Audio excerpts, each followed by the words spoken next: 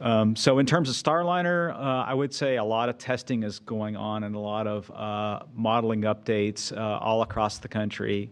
We had a series of helium leaks that we dealt with during the CFT, the crewed flight test. We have various materials in test right now to improve that seal on the helium interface at the flange of the thruster. We know that we get some permeation of oxidizer vapor across, and the seal that we had was not very robust for oxidizer exposure. So there's testing ongoing across the country to expose the new material that's proposed to various levels of oxidizer and understand how much permeation we can get. So that testing's ongoing, likely leading to a new seal that will replace the seals in the thruster flanges.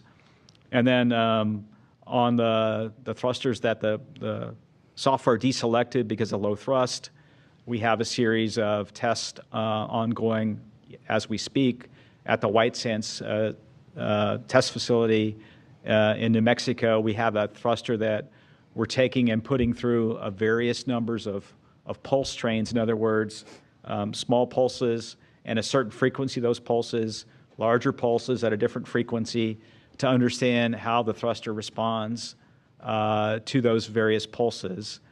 And we're learning a lot about the differences in the oxidizer valve temperatures. The thruster has ox that comes in on one side and fuel that comes in on the other. We're learning a lot about the differences in those temperatures as a function of pulse trains.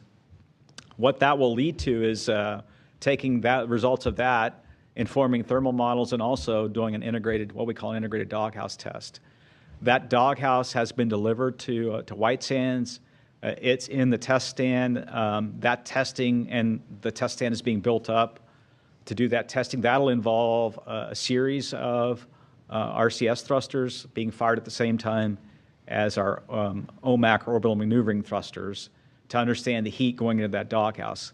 That testing is scheduled to start next month, toward the end of next month. And so we're making a lot of progress and understanding kind of the thermal performance. These will be informed thermal modeling. And then Boeing has also implemented a series of hardware modifications. For example, on that single engine thruster that's being tested at White Sands, there's what's called a thermal shunt, or think of it as a way to draw heat away from the thruster. So that's showing a lot of progress compared to the original design of the thruster. And then there's some thermal barriers that will keep the heat from the OMACs from getting back up into the doghouse, and some other thermal modifications inside that doghouse. That doghouse is instrumented with temperature sensors throughout the doghouse, and so when we get into that testing, we can better inform our models. We really are working toward a flight as soon as early next year for Starliner, and then ultimately our goal is to get into crew rotation flights with Starliner, and those would start no earlier than the second rotation slot at the end of next year.